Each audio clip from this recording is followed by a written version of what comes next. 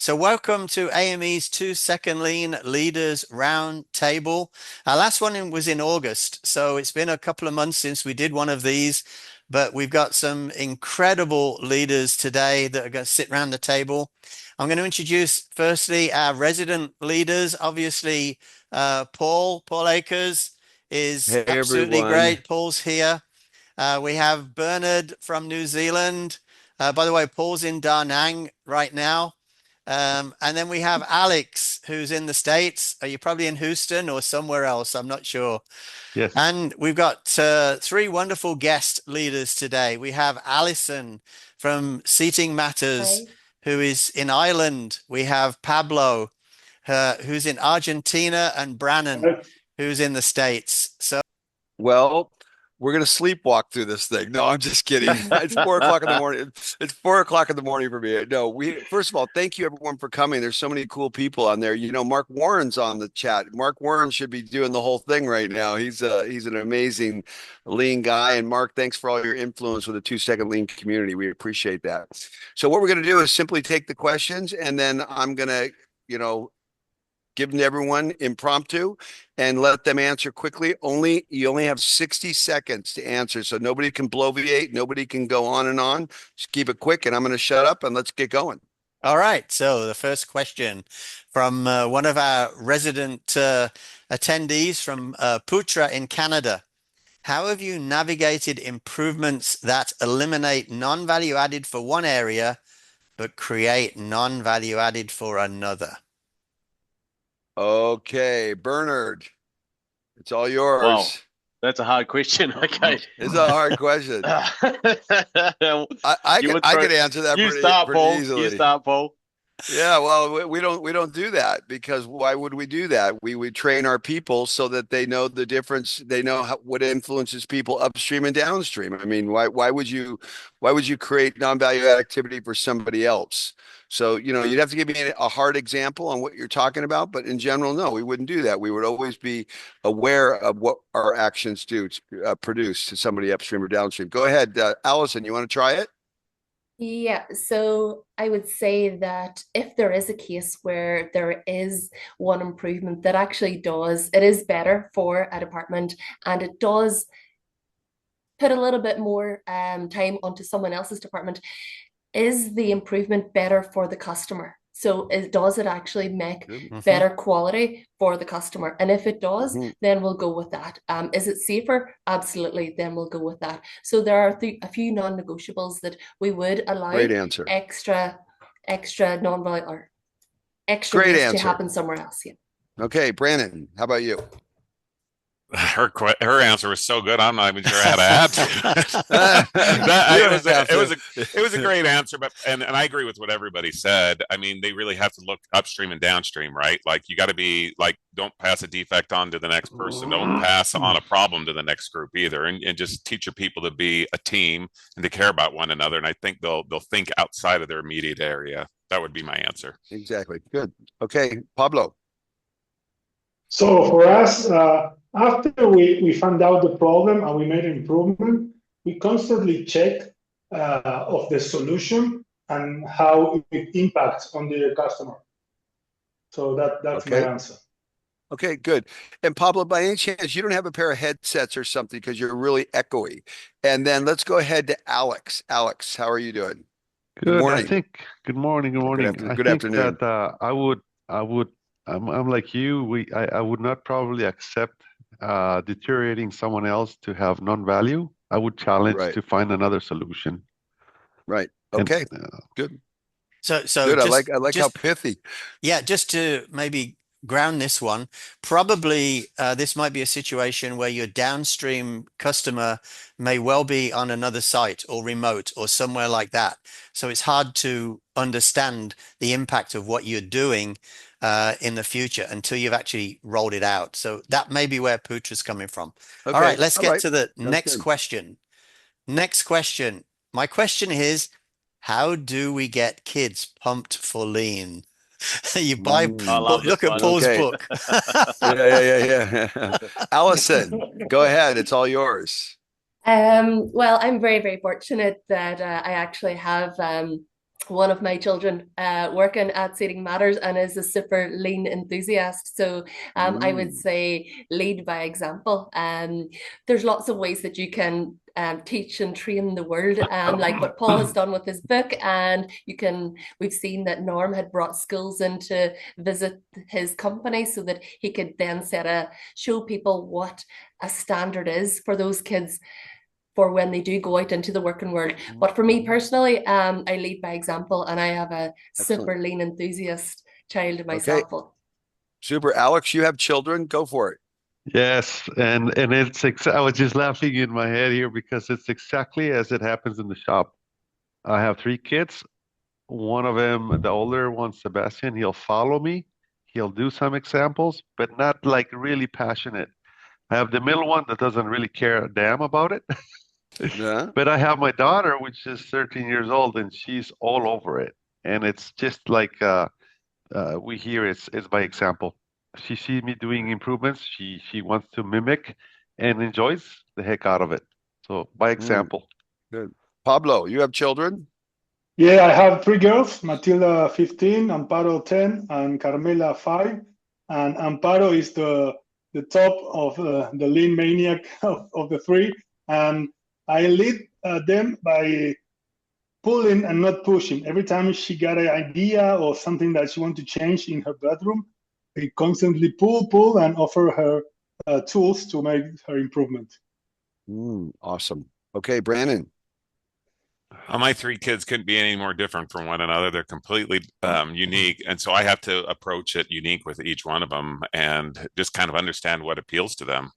And if you're doing something that doesn't appeal to them, you're not going to get very far. So when I teach or I explain or I show them what I'm doing, I have one son that's more like an engineer, and I have to get him interested in the technical part of things and how much easier it makes and show him those type of things. So I would say make it individual and also lead by example. Okay, good. Bernard. Yeah, that was a great question. I love this one. So we've got our kids hooked on it, and they're 8. Sterling's 8, Carmen's 5, and the key thing is for me is asking them the question all the time is like, what do you love doing most in life? And it's like, well, I love spending time with Dad, love spending time with Mum, love spending more time together. And I say, well, if we have a tidy toy cupboard, and there's no struggle, we get to spend more time together, right? So more time for fun. So it's always really what's smart. in it. It's so simple. It's like, what's in it for you? So we dumb it right down. Let's do the toy cupboard. Let's spend 30 minutes on that today, making some improvements. So, and I just keep asking, so Sterling, why do we do this? He's like, less struggle, more time for fun. It's really simple, So they are. That's what an answer. I love it. More time for fun. More time for fun. I'm going to retitle my book. Literally, I'm going to say 2-second lean for kids. More time for fun. I was just going to write a book. I was going to write a book. You've stolen it. Oh my God! Just a subtitle, and I'll put your face on it. That is really good. That is really, really good. Because what's value adding for kids, right? It's more fun, more time for fun, and that's all they care about. More time for fun. Anyway. That's good. More time for fun. That reminds me about the change management model, ADKAR: awareness, then desire. What's in it for me? And then you give them the knowledge, then you give them check their ability, and then you reinforce it. That's so true and down to earth. More time Bernard. for fun. It's I love perfect. it. Awesome. Great job. Okay, next one. Next Did one. we get everyone? I got everyone, didn't I? Yeah. Next one. Okay. How to inspire GMs of our group to make and share 2-second improvements. Few of their responses in regards to this. We are working on big projects, which will take months to complete. They want to do actual improvement projects instead of cleaning kitchens or toilets. It looks like going to church. Oh, I love this one. Great question. Okay, Brandon, you're going to go first. I got to reread that one. So we are working on big projects that take months to complete. They want to do actual improvements instead of cleaning kitchens and toilets. It looks like going to church. So how do I inspire GMs of our group to make and share 2-second improvements? I that was hard at first, and the only thing I could say, and the only way I got people doing it was I just shared and shared and shared and shared myself. Mm-hmm. And then I praised and I praised and I praised whenever anybody else did it. And that's really that's the only way that I can think of that I got people to do it myself is I shared and I praised and I shared and I praised, and then people finally caught on. Okay, Alex. I think the same as for the kids, and you just need to delete by example. Just do improvements with the people on the shop floor.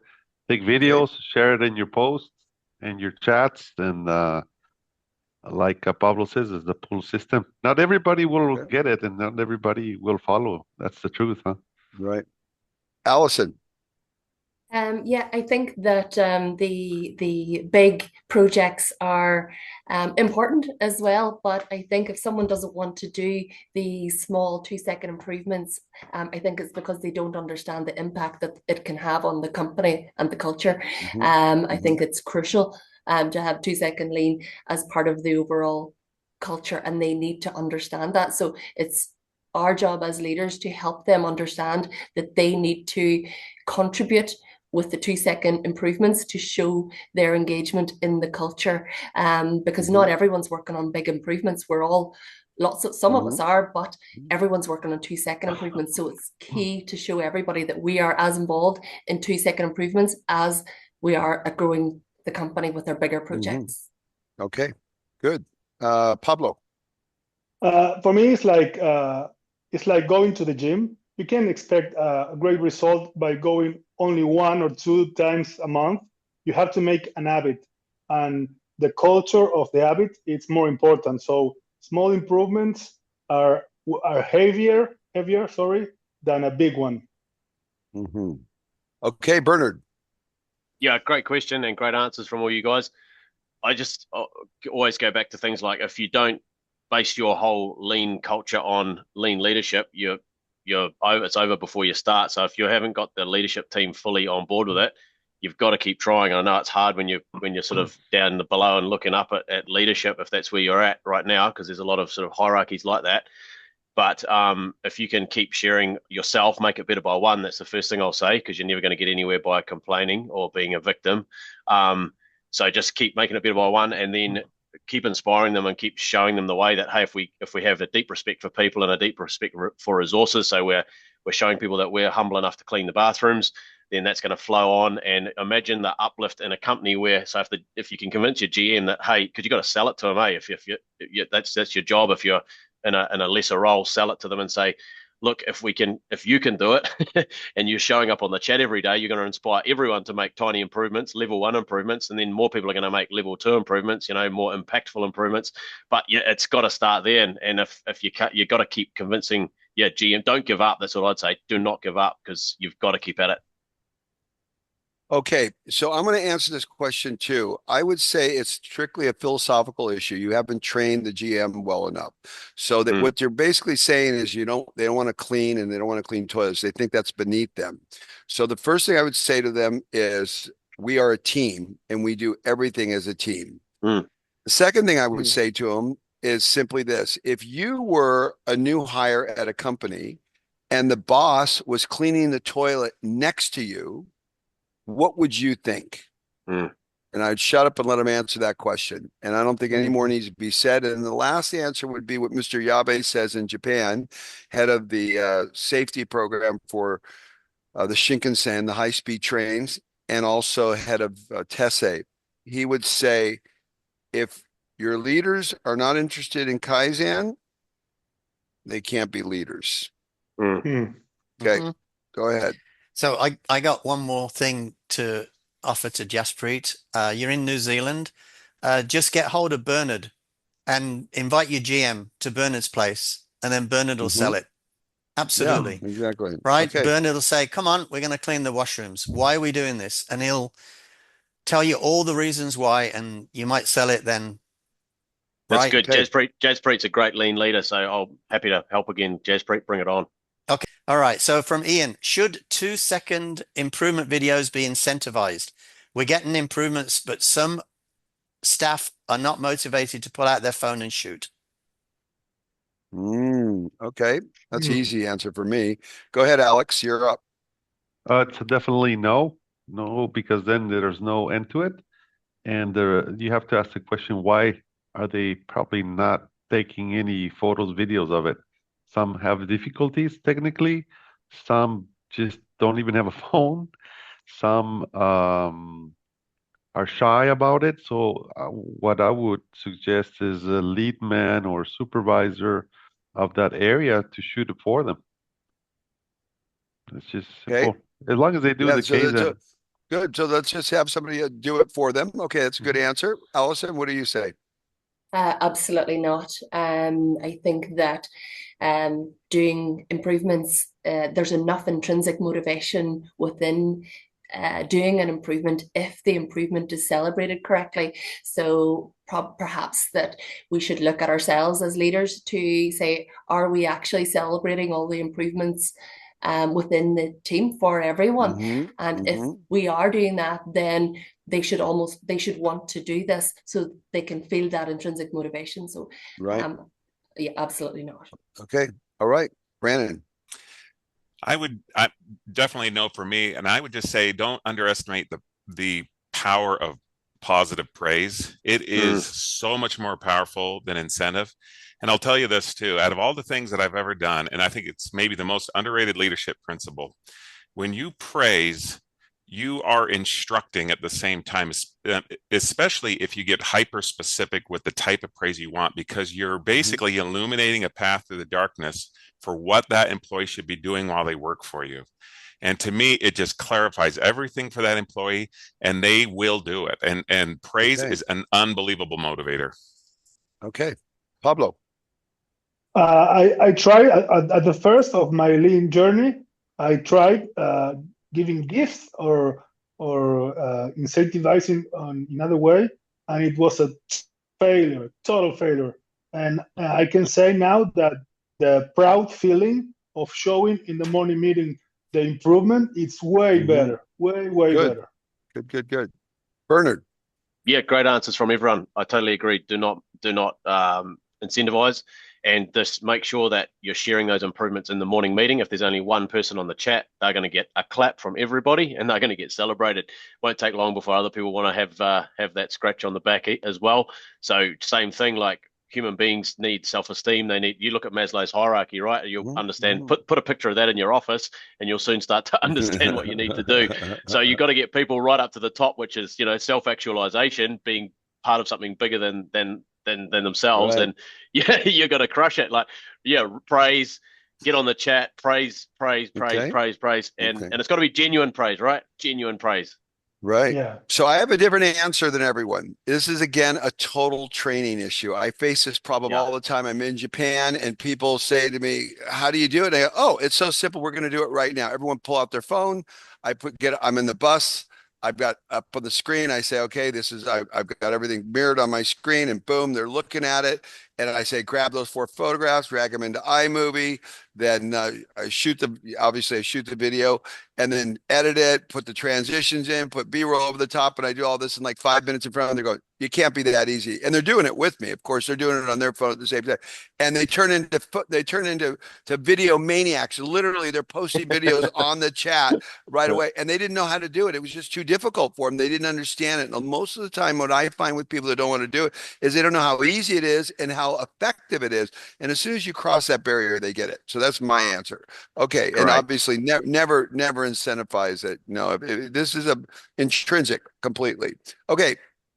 Let's go next question. Okay. So I'm going to say one more thing, Paul. Just make sure you're the CRO, the Chief Reminding Officer. 90% of leadership is follow-up. So you just got to keep absolutely. It might not happen after 10 reminders, 20, 30. You just got to keep going. Guys, pull out your phone, take the photo, put it on the chat. You got to keep at it. You can't give up. Right. Another thing too is with that, there's 3 things. I learned this, and it's one of the most powerful concepts I've ever learned from a guy in the United States. I just can't remember his name right. Harry Kenworthy. You set the expectation, you inspect the expectation, and you celebrate the expectation. And you do that over and over again every day. Our expectation is we make videos and share. And then when they do it, you inspect, you set it, you inspect it. Oh, great job. You're doing it. And you celebrate it nonstop. Keep going. Brilliant. Let's go. All right, let's see if you can hear this. At the 2-Second Lean Summit, it was spoken about the sense of urgency. And in my business, I feel we're going to go out of business next week. No reason. I just am stressed out of my mind. And it shows with customer interactions, employee interactions. I'm very rush, go, go, go. Any advice on how to push that back to the point where I can dedicate more time to talking with people? When you talk with older business people, you often find they are more relaxed, more chill. And I want to do that for the sake of my customers and employees. Any advice for a young fellow? Can you, I didn't get the very first part of it. Richard, can you? Yeah, I can summarize it if you want, Paul. Yeah, summarize it real quick. Essentially, he's a young leader, and he's so engrossed that his time is so full of all the stuff that he's doing every day. Okay, got it. He doesn't have I time, got it. right? Yeah, got it. He hasn't empowered anybody yet. That's got to be one of the most interesting questions. I'm going to just answer just quickly, real quick. I just got 2 messages from Kazakhstan, from 2 top leaders in Kazakhstan who are responsible for upwards of 37,000 students. They're educators. And they just sent me a message back and they said, Paul, you can't believe it. I just got back from Japan and I'm so relaxed. I've never been this way in my entire life. I'm not uptight about anything. I understand how we need to be smooth in the way we do things and not crazy up and down. And everybody is feeling the way I'm running everything. There is not one person in the office in our schools. Did you hear what I just said? Not one person, because everyone's on the Gemba solving problems. Yes. And I am so relaxed. It's like I couldn't imagine it could work like this. Leroy, you got to figure out what's going on, get more on the Gamber, work with your people, solve the problem. That's my initial thought right now. But go ahead. Bernard, you go first. Okay, burned out, stressed out guy. I've been there, done that. And the goal in any business is to run drama free, right? And that's what 2 Second Lean helps us to do, is to run your business without any drama, because every business in this world is full of drama. So if you've got drama, then you're doing it wrong. So that's the first thing. So you're going to have to get control of your time management. I know where to send you for that. But anyway, you need your planner, Bernard. You need a high performance planner. That takes it all out of your head, puts it all in logical order, and your day is GTD, planned, your baby. week is planned. GTD is good too. I like that. But everything's planned. You've got to plan your day, plan your week, plan your month. You've got to ask yourself some powerful questions every week and say, why am I doing this? Why am I here? What is my purpose? You've got to get clarity, number one. Number two, you've got to plan every freaking day, every week, every month, every year. And then you will roll out of bed and your plan's in front of you. And yes, things will come in during your day to knock you off, but you've got your plan to fall back on. And that's the problem. 99% of people do not have a plan. And so even a lot of lean people I talk to don't have a plan. They're just going from one thing to the next. I'm like, plan your day, prioritize ABC, 1, 2, 3. And then if you get knocked off the rails, you've got a plan to fall back on instead of wasting the rest of your day spinning your wheels, wondering where you left off and what you should do next. You've got to plan. If you don't plan, you will fail. Okay. All right. Let's go. Pablo, next. For me, the to-do list of Microsoft is a great tool.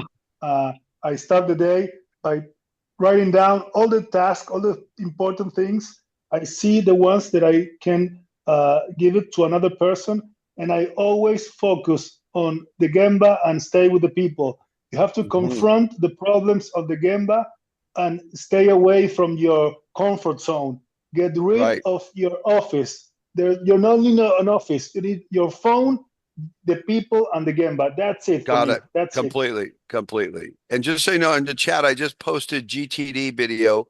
So if you want to know how to do GTD, this is a huge thing for me. I'm not ever stressed about anything. Everything flows in my life. There's no stress. So go ahead, Brandon. I agree with clarity. And then the other thing that I would say, we did this years and years ago, and we actually wrote down everything that we were doing on a board. And then we said, what doesn't create value? What should we not be doing? And we started crossing things off. And it is remarkable how many things we do that don't create any value. Beautiful. And how just a handful of things create massive value. And those are the things we already talked about here. So I would start crossing things off. Beautiful. Allison. Yeah, so we have a system that we use at Seating Matters, and we call it ROCKS, where we focus are the biggest things that are going to change the business and move the business forward. Those are the things that are in our top 20% of everything that we do every day. And we actually keep that really, really simple by marking those down onto magnetic cards, and we place them onto a huge Pareto triangle, and we place those cards at the very top of the triangle. This is what I'm going to work on today. And super cool. Everything else, if it gets done, it gets done. It doesn't matter as long as we've worked on the top 20%. I love, Alison, your visualization that you're doing there. That is a miracle board in Japanese. That's beautiful. Beautiful job. Okay, Alex. You know, for a multi-location company, what worked for me was the escalation process. So we know the morning meeting, so that's a teams of 10 to 50 people. But then each plant manager needs to have a second meeting with a handful of key people that manage the site. And whatever the first meeting, the first team, the morning meeting cannot solve, the leader of that meeting will bring that up. And they have 24 hours to at least not solve the problem, but to bring a proposal. Nice. And then for me, every week, I would just spend 1 hour with my leaders of each plant. And so you give the sense of empowerment. They can think and figure out by themselves, you know, how to solve the problems. You're empowering them, and you're not taking the problem for them. They're trying to fix them. So when you really do that, it filters really the main problems you need to be focused on once a week. That's it. So that really worked for me. Okay, amazing. Okay, Richard. Next one? Okay, we did this one. We're going to do this one. I love the voice message, incidentally. I thought that was really cool. Oh, thank you. Nathan, how critical is it to be perceived as a fair supervisor or owner when requesting that employees actively participate in a lean culture at work? Well, looks like the fair supervisor or owner is probably being a boss instead of a leader. Okay. That's Bernard. That's what I see take from that it. one. Okay, Richard, good. Bernard. Okay. To be perceived as fair, always as a leader, you got to say, all my team care about really is themselves, right? What's in it for me? So why should they do lean? Because it's going to make their life easier. You got to keep selling this concept to them. It's going to remove struggle. Every day their life's going to get a little bit better at work and at home, their health, if they apply these principles. So it's not about being fair. It's about being the best boss they've ever had or the best manager or best leader they've ever had. So, you know, you're not letting them off the hook. If you don't insist on an improvement every day, you're not letting them off the hook.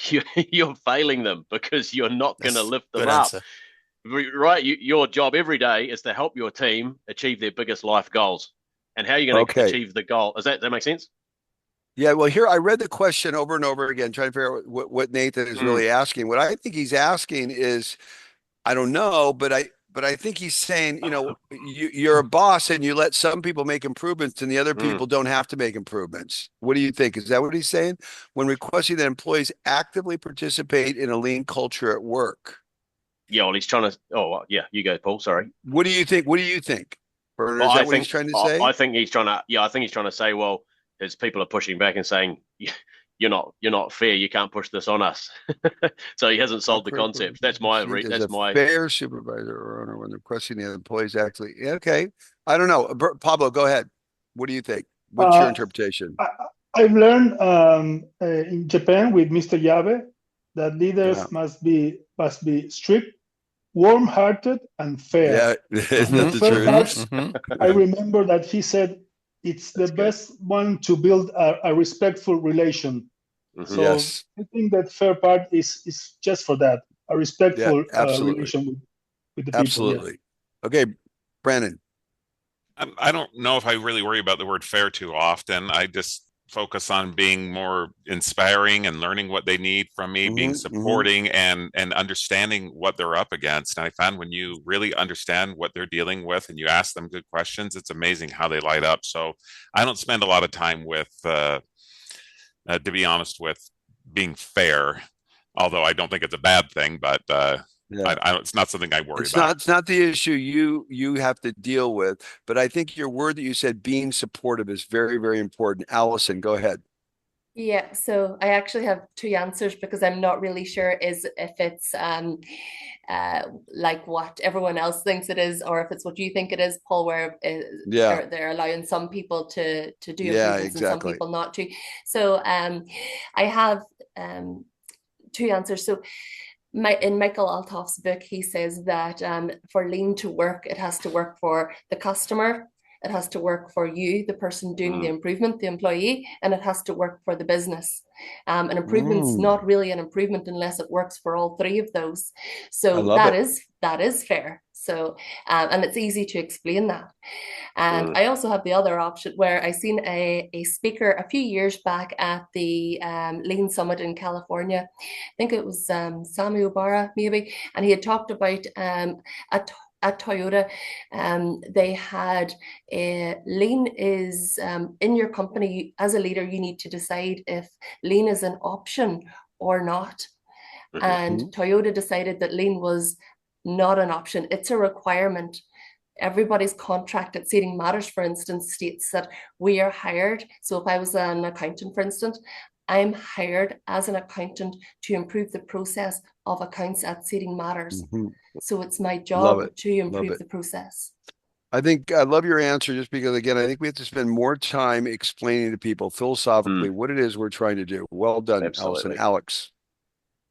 I still honestly don't understand the question, but if it's like a supervisor that is not being fair, I don't see that problem, because I dedicate, for example, my time for those that want it. So it's not like I'm pushing someone, you need to be doing this. If they don't want to do it, they're not going to get praised and recognized in the videos, in the morning meeting, and being invited to teach, to go, to learn. So it's a pull system, you know. I don't feel we have the fear factor in a lean culture. Okay. Next question. Next question.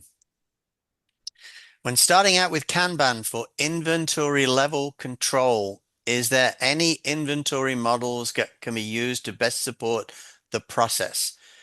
He wants the calculation of minimum and maximum stock levels, reorder points, pull points, replenish points to be as simple as possible so the system can be maintained easily and we don't have inventory waste or stock outs. Well, I have an answer, but I'm going to wait. I'll let anybody want to take that one first? For me, it's simple. Go ahead. For me, Pablo. Kanban should be as simple as it can be. And you should treat the Kanban cards as a one-piece flow, like in production. So for me, that's it. It's as simple as that. Okay. Brandon? I don't deal with a lot of inventory being in construction. Right. but I just ran off of historical. If I ran out too quick and had to reorder too quick, I brought in a little bit more. Right. And I'll just add to Brandon's comment, because that's exactly what I would say. The historical information, though, is on our Kanban card. So on the back of it, it tells us whenever we've reordered. So we can quickly look at that and say, oh, well, we reordered a month ago, or we reordered 6 months ago. Why in the heck are we keeping these high levels of inventory? The information is right there. We don't even have to dig for that information. It's on the card. Okay. Next one. Allison, I'm sorry. Okay, Allison, I was going to say, sorry. So when starting out with Kanban, and there is no historical information maybe that identified on the back of the Kanban card, for us, what we had done was we had based it on what our customer lead time is and what your promised lead time is for the supplier. And there will be a calculation there For us, Right, we sure. we promise our customer within 3 weeks, you will have your product. So we will always have 3 weeks of stock based on how often the supplier can deliver to us. And as Brannon had said, with Kanban is itself a continuous improvement item. Every single time you have that product Absolutely. in your that Kanban in your hand, you are looking at that for improvements. So Kanban will always be the minimum and maximum stock levels will always be changing. Beautiful. Okay, Alex. Yeah, we manufacture everything that we do. We sell. We don't really store, but we do use for consumables. And I'm like Brandon, is write it in the back of the card. And if I need a little more, and the history tells me that I don't need that much, I adjust this accordingly. But it's not really rocket science. There's no formula. Okay. It's just case by case. Okay. Great answer, Bernard. Yeah, it's good. Everyone's answers are brilliant. One thing I find helpful is start in a simple way. So start in the bathroom and then the kitchen, and just get it working in there, and then you'll figure out, and then maybe just apply it to then roll it out. Start simple. So start with something simple. Work. Good. Yeah. Good. So that you're not going to tip the business on its head. I think the diversity of answers from this group is fascinating. Awesome. Everyone's got to be helped at some extent here. This is cool. Brilliant. Okay, Richard. Page full of notes already. Excellent. Next one. So there's another one from great. Putra. He's my buddy. What is your Gamber walk routine? I.e. dedicated time in the day for X minutes, record observations on an improvement board, bring up during morning meeting. What's your Gamber walk routine? Good question. God, that's a great answer. Oh God, I want to answer that one, but I won't. But go ahead, Alex. Go ahead. This is probably my most favorite activity of the whole lean thing. Is just being out there in the shop floor, talking with people, and there's so many things you see. But more than the routine.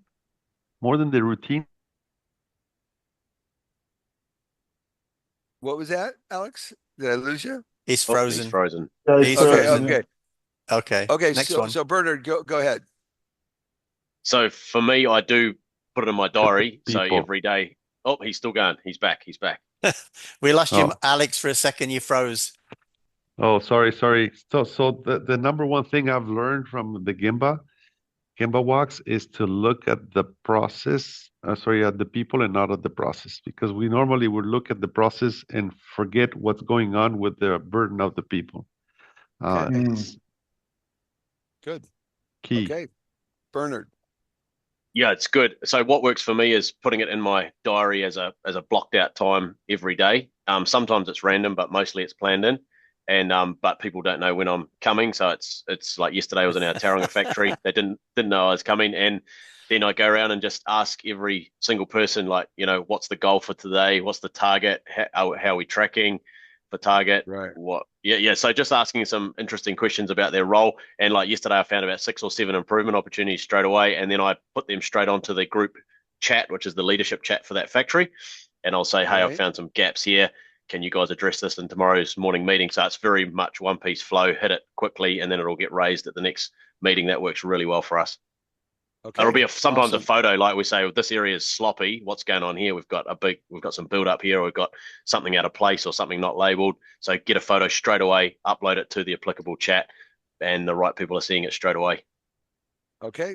Awesome. Brandon. I was in construction. I had to travel quite a way, so I do it in larger chunks. That was my big thing, so I had to adapt it. So I do it a couple times a week, but I'd spend hours out there.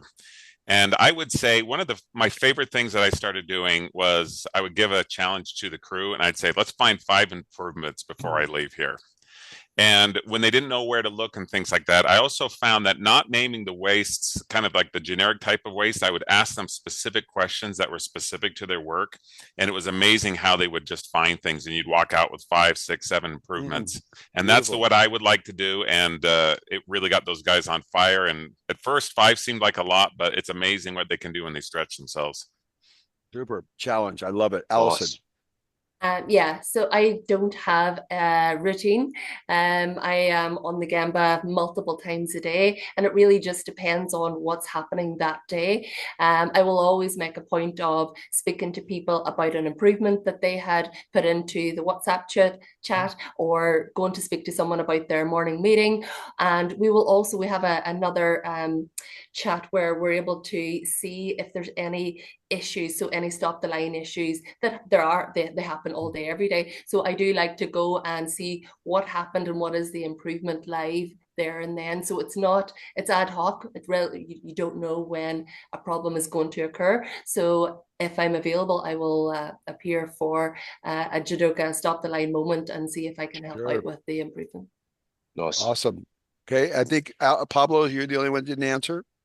Yeah, for me, the Gemba is like my office. I'm always on the Gemba, but I have a Gemba walk with the production managers, and I wait until after the morning meeting, the production starts, and when it's stable, I pick them and we go around looking for every process. What can we improve?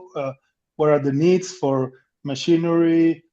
Method, material. Yeah, Hank of 10. Yeah, and then when I see someone making an improvement or someone with a problem, I just dive in and ask questions and help. But for me, it's all the time. Yeah. I'm on. So I would say with Pablo, that would be my answer too. What's an office? I don't even know what an office is. There's no other place to be but the Gemba. But you know that everyone's got different things they have to do every day. But for me, I don't have an office. I'm always on the Gemba. Okay, that's great. Can I add one tip, Paul? Yeah. We have a Gamber walk checklist, and so because there's different tools and things we use across the business, and so we have a checklist to look out for. Otherwise you often miss things. So we try and mistake-proof that process. Beautiful. Excellent. Yeah, I just gave everybody a leader standard work 12 questions, so that might help you as well. Talks about standards and everything like that. Nice. Okay, if you're doing a Gamber walk, you're looking for disruptors. So that's really what you want. If everything's flowing, it's great. Richard, so we're 45 minutes, so you know that we're into this. So what's our target here? An hour. We're good for an hour. Okay. So I want to leave one moment here. So I just wanted to say something. Mark, I know you're listening. You're the man with 10 times more wisdom than all of us here. So at the end, maybe the last 5 minutes, we'd like you to chime in if you feel comfortable, Mark, and just give us your take on whatever you want to tell us, because when you're in the room, we want to listen. Okay. Brilliant. So if Mark will do that. Yeah, I'll spotlight him, Paul. Yeah. Okay, good. Okay. All right. So there Next you go. One. How to approach joining a new team as a leader, especially when you do not have much knowledge of the department? I love it. Okay, Alex, you're up.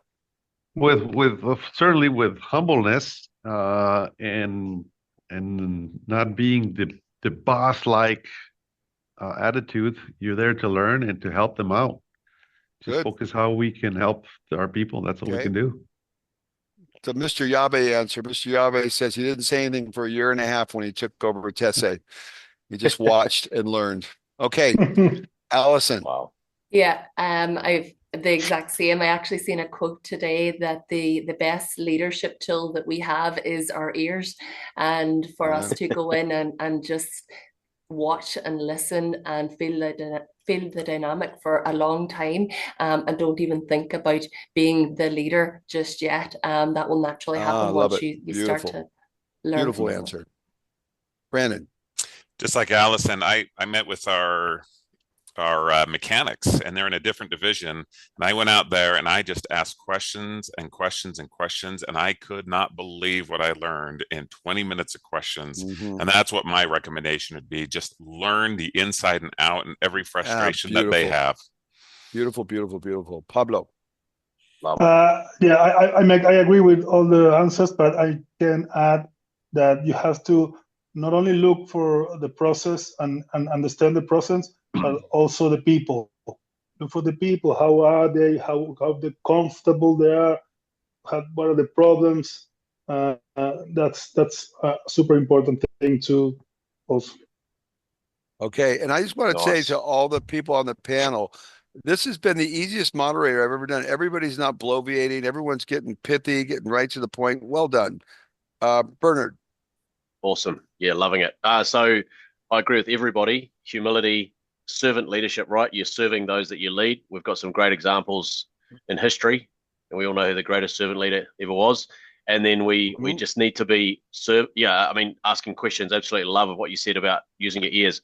Use your ears. Ask questions, and just shut up and listen. Ask another question. Right. So probing questions, getting to the bottom of what their role is, understanding each person's role, understanding the work. You've got to, you've got to be like you're a doctor or a consultant, right? You're asking questions, and then you can start to diagnose once you've learnt. But be a servant leader, and remember that service is the highest honor in the world. Providing uplifting service is your job every single day. Bring the energy, bring the service. That's Anyway, I could talk for hours on that. Okay. Okay. All right. Next question. Okay.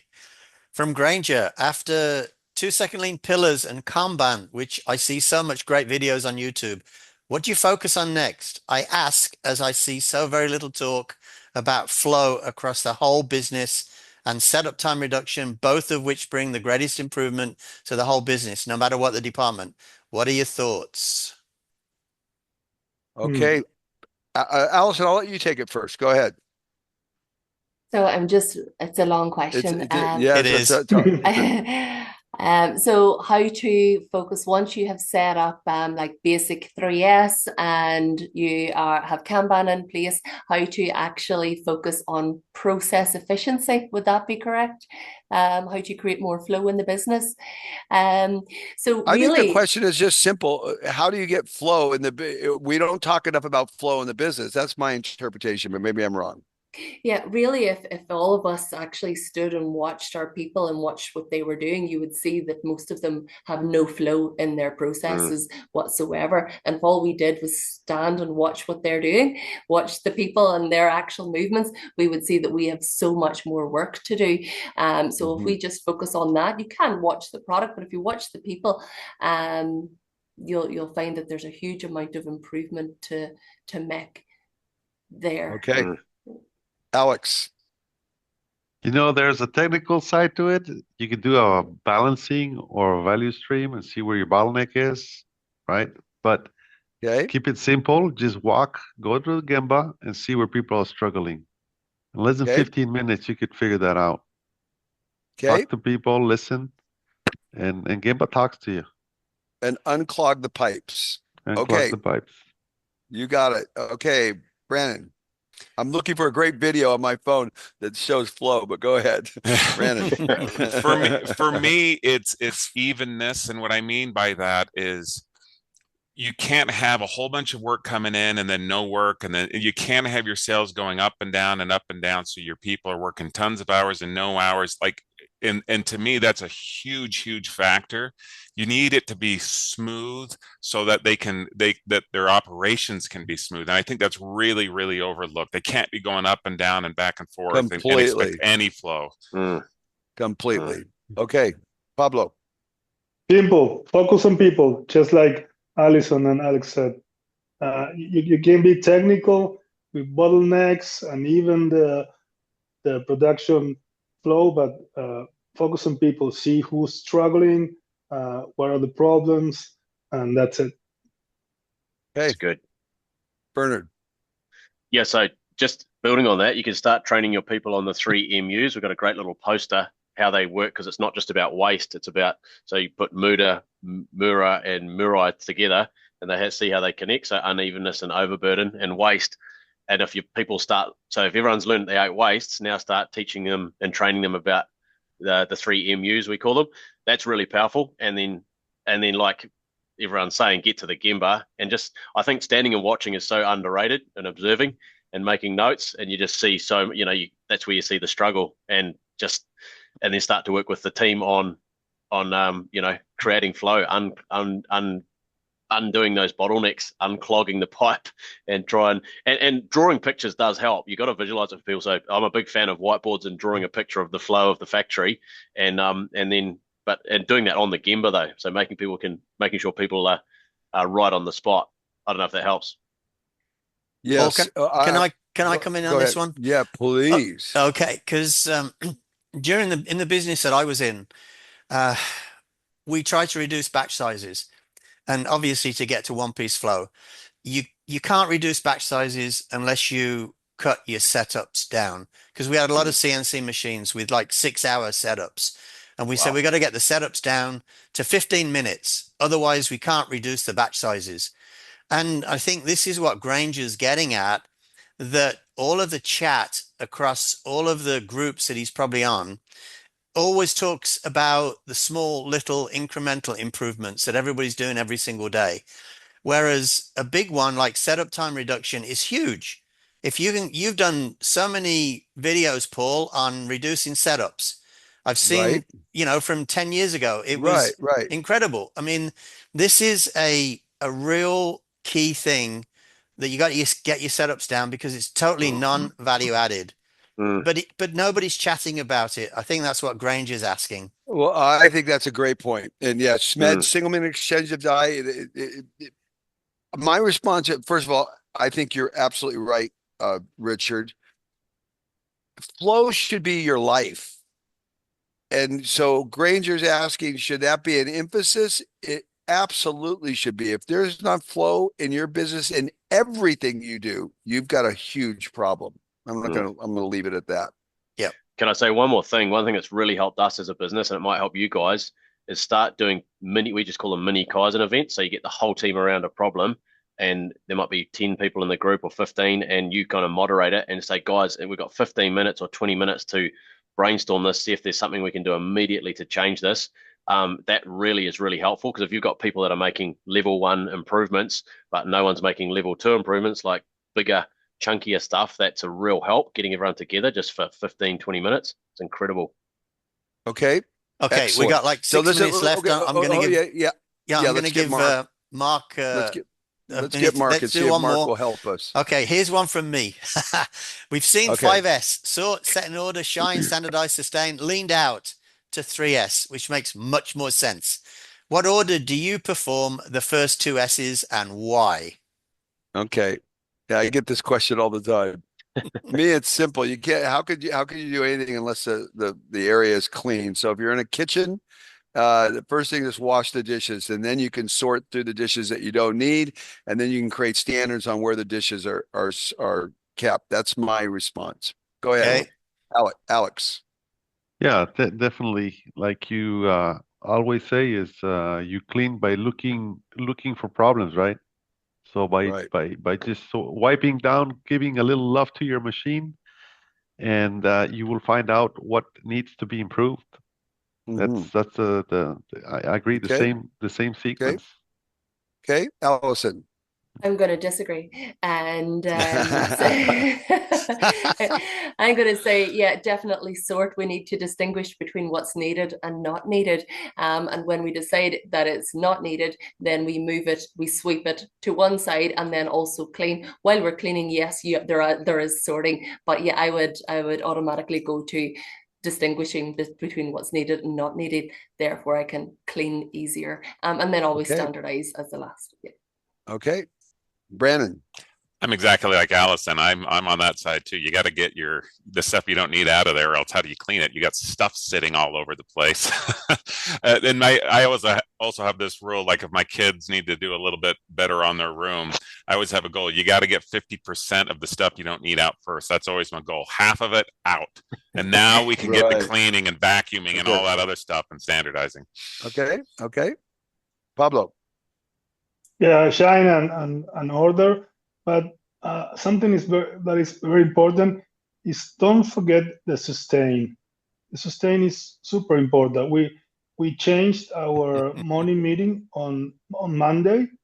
We cut the 3Sing time because the factory is super clean and super organized, and we work on the sustain. We create culture. We talk about our problems and we find out solutions. But the sustain part, you shouldn't leave it to the end of the 5S. Okay. Bernard.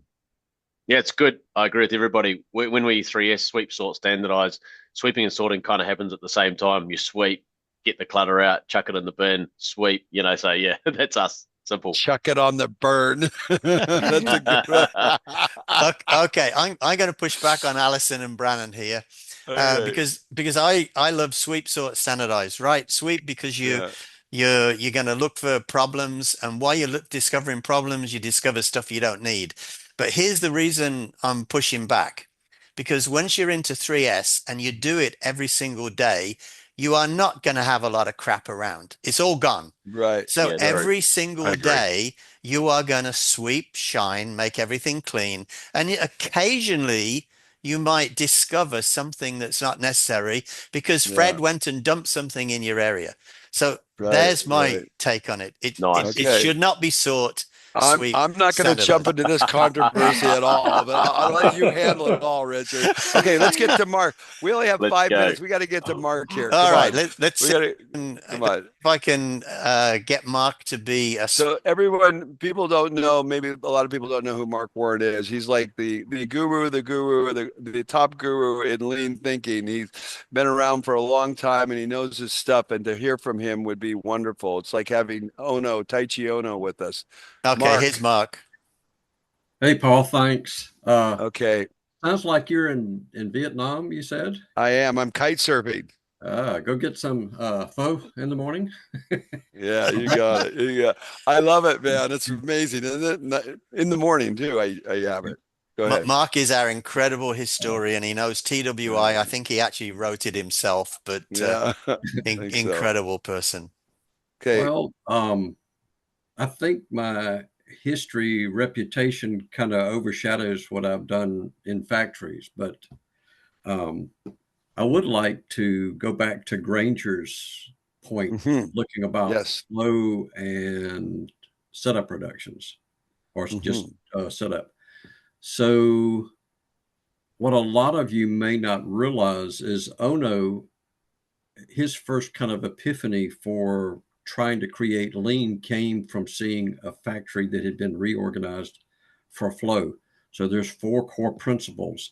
And this was the driving piece that he was trying to achieve as he began to put together the, what we know as lean or Toyota production system. So the other piece, and Paul, I want to thank you for putting Rizzio together with me before he passed away. What a loss, but yeah, I'm so happy you got with him. So fortunately, he managed to help me get the copies of basically almost all of his father's original books in Japanese. And those Japanese versions are a good bit different than what we had seen and published here in the US. And I would like to stress that he really went on quite a bit about setup reduction. And there's a lot that we have missed in the US and in Europe in the work that he's done with setup reductions. And there are a lot of steps that you can do to make very efficiently to do setup reductions. And that's something that you can't do it in 5 minutes, but I'm open to talking with people.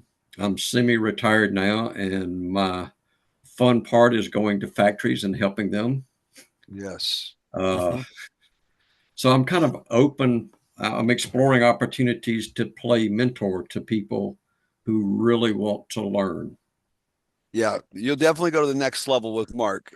Mark, I'm just going to comment on something you said about Riccio and Shigeo Shingo. So one of the key things in SMED, single minute exchange of die, is toolless and no adjustment. So when you're making these quick changeovers to create this flow, you want to do it with the idea, the target, that there is no adjustment to the change out and there is no tool.